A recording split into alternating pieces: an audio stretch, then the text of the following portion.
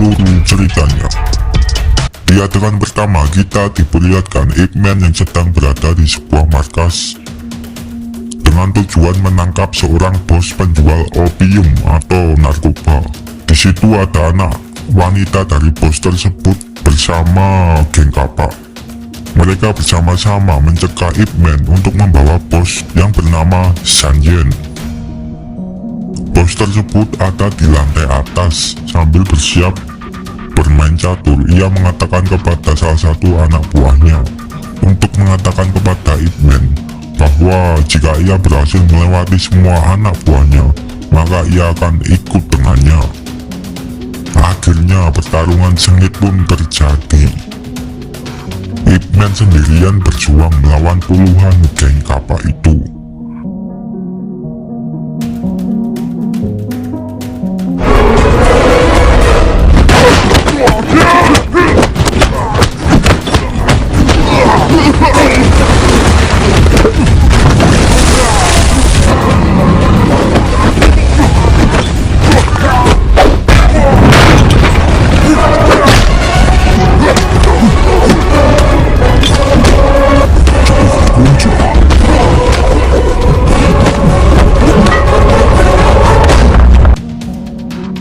Akhirnya Ip Man pun berhasil melewati para geng kapak dan membawa bos itu ke penjara.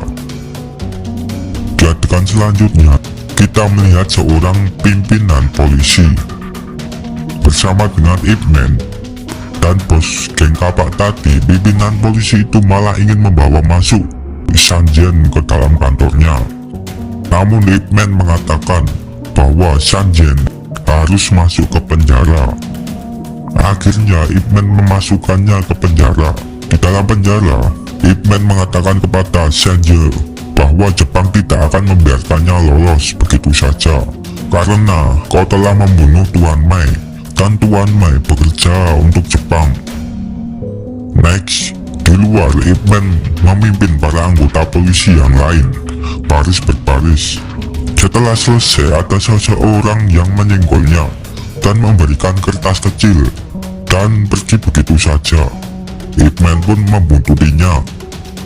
Di lain adegan, wakil kapten polisi dan anak buahnya menemukan puluhan kotak berisi uang di gudang milik Jepang. Tak lama kemudian datanglah seorang ketua dagang dari Jepang mengatakan bahwa mereka tidak akan menemukan narkoba di sini, dan ia mengatakan bahwa mereka bisa mengambil uang sebanyak-banyaknya yang ia bisa, dan ia pun pergi dari situ. Ip Man yang membuntuti orang tadi akhirnya bertemu, dan Ip Man menanyai ini untuk apa. Namun orang tersebut menjawab jika ia punya waktu, lihatlah Sanjien untuk terakhir kalinya. Ip Man pun langsung menuju kembali ke kantor polisi.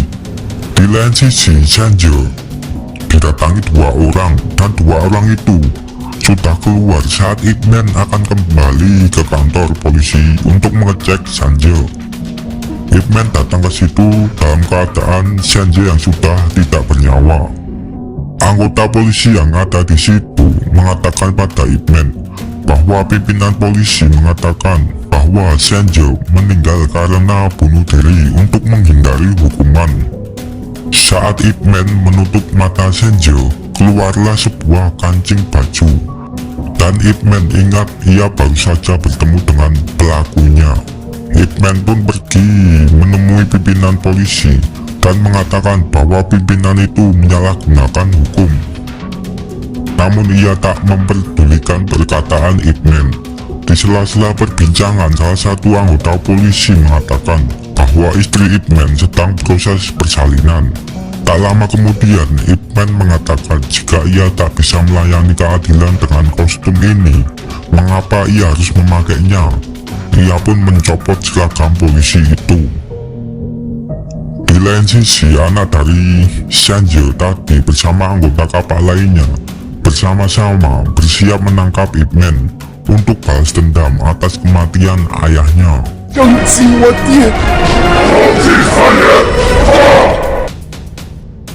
Di dalam perjalanan ke ruangan istrinya berada, situ Ip Man melihat seorang kakek tua yang tadi memberinya kertas. Di situ Ip Man mengatakan kenapa ia datang ke rumahnya. Di sela-sela perbincangan, mereka mendengar bidan yang meminta air panas. Di situ juga datang teman Ip Man yang merupakan wakil pimpinan polisi, yang langsung diperintahkan kakek tua itu untuk mengambil air panas untuk bidan tersebut. Kakek itu bercanda dengan mengatakan bahwa ia ingin Ip Man membayar semua pengeluaran hariannya dan tinggal di rumah Ip Man. Wakil pimpinan polisi datang membawa air panas dan menyaut perkataan kakek itu. Kakek itu langsung melemparkan ayam goreng kepadanya dan membuat air panas yang ia bawa hampir jatuh. Namun kakek itu berhasil menangkap dan melemparkan ke Ip Man. Tak lama kemudian Ip Man mendengar suara gaduh. Para anggota geng Kappa yang datang masuk ke rumah Ip Man, dan baku hantam pun terjadi. Dibantu oleh wakil pimpinan polisi itu, mereka bersama berjibaku menghadapi anggota Kappa itu.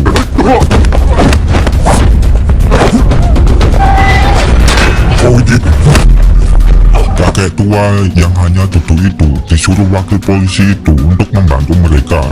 Dengan iming-iming diberikan minuman selama 2 tahun. Kakek itu pun baku hantam juga bersama-sama. Akhirnya para anggota geng Kappa itu tak mampu menghabisi Ip Man. Ip Man mengatakan kepada anak Sanjin bahwa dia akan memberitahu apa yang sebenarnya terjadi setelah 3 hari. Singkat cerita, anak Ip Man pun lahir, dan Ip Man pun sempat menggendong anak dan memberi suapan kepada istrinya. Next, wakil pimpinan polisi mengatakan kepada Ip Man bahwa ia menemukan opium di pelabuhan. Akhirnya mereka berdua pergi ke sana untuk mengecek. Di lain sisi, geng Kappa yang dipimpin anak perempuan Sanjin, ia mengatakan bahwa siapapun yang berhasil menghabisi Ip Man, ia akan menjadi pimpinan geng berikutnya. Tak lama kemudian datanglah Sasaki, orang Jepang yang menjadi ketua dagang di daerah itu. Anak Sanjin itu mengatakan bahwa di sini dilarang jual opium dan menyuruh Sasaki untuk segera keluar. Sasaki mengatakan bahwa kamu mirip dengan ayahnya. Sasaki mengatakan saatnya bereformasi. Tiba-tiba para anggota geng Kappa bersiap-siap akan menyerang anak perempuan Sanjin itu. Anak perempuan Sanjin itu pun merasa dikhianati, dan anak Sanjin sadar bahwa Sasaki yang merencanakan pembunuhan ayahnya, dan baku hantam pun terjadi.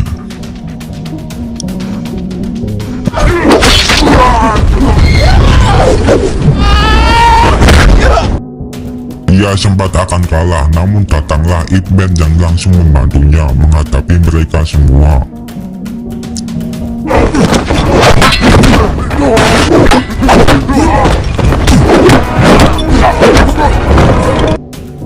Akhirnya Ip Man menyuruh wanita itu untuk pergi dari situ untuk menyelamatkan diri, dan Ip Man menghadapi mereka semua sendirian.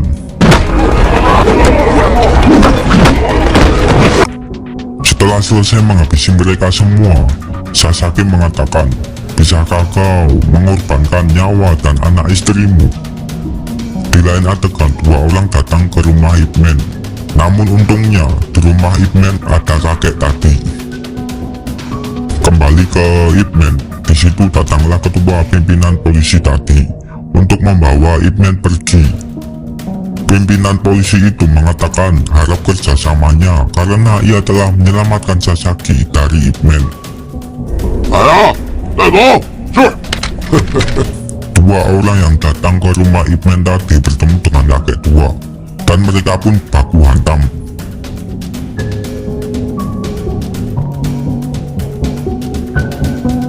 Saat Ip Man kembali ke rumah, mereka 2 orang tadi sudah dalam keadaan tidak bernyawa. Saat merapikan baju, tampak istri Ip Man yang marah kepadanya. Istrinya mengatakan bahwa ia sekarang adalah seorang ibu. Ia merasa tidak aman. dan muak dengan perkelahian ini. Ip Man pun minta maaf kepada istrinya dan mengatakan mari pergi dari sini.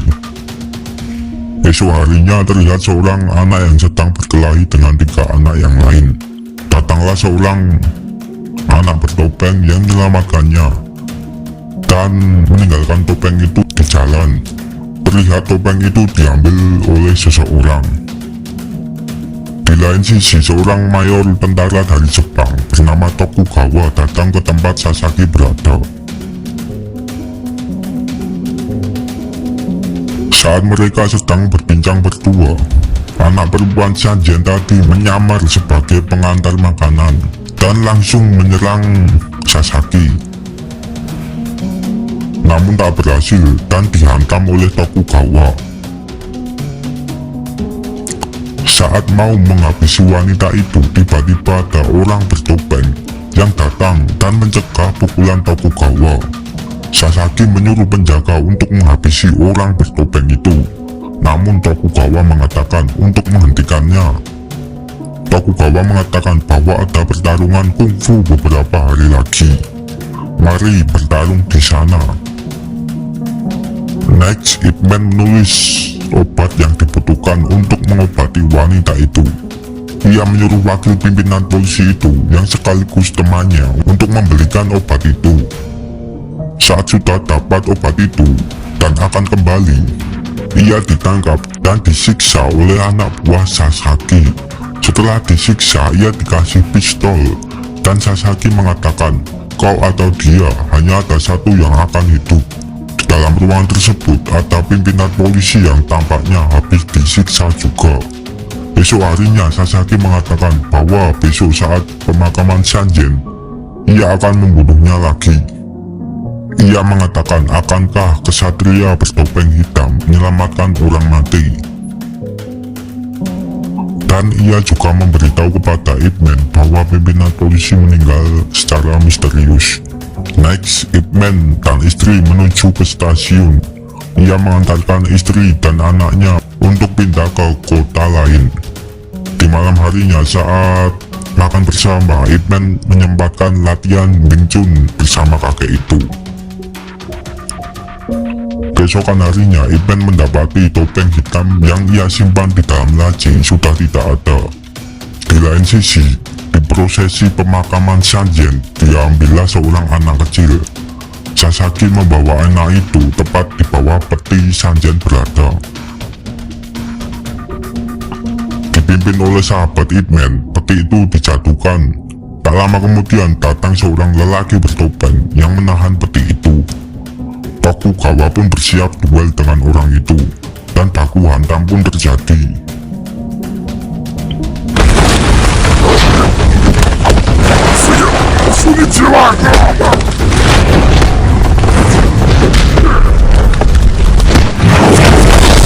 Orang bertopeng itu tampak kalah duel dengan Tokugawa. Ip Man dan wanita itu datang ke situ dan sempat ingin membantu.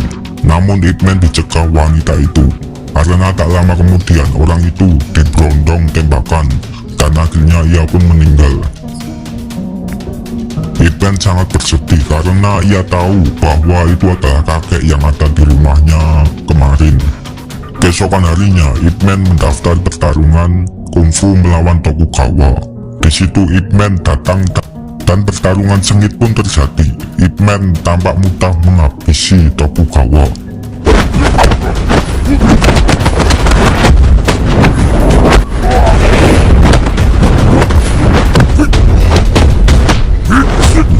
Di situ Sasaki sadar bahwa orang yang ia suruh yang merupakan teman Ip Man itu tak memasukkan obat racun ke Ip Man. Di situ teman Ip Man tersebut ditodong senapan oleh anak buah Sasaki. Tak lama kemudian, teman Ip Man itu pun ditembak. Melihat hal itu, Ip Man semakin ganas. Dengan mudah berhasil mengalahkan Tokugawa. Sasaki menyuruh anak buah semua untuk bersiap menembak Ip Man. Namun para penonton di situ melindungi Ip Man.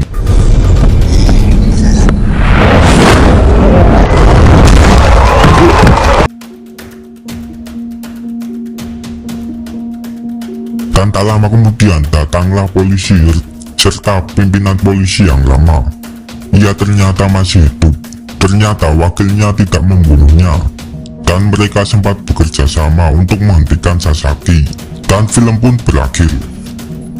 Di adegan terakhir kita diperlihatkan Tokugawa yang bunuh diri, Sasaki yang dihabisi anak Sanjen, dan Ip Man dan para anggota polisi yang terlihat memakai topeng hitam. Jika kalian menyukai video ini, silahkan klik tombol like dan jangan lupa subscribe. Bye bye teman-teman.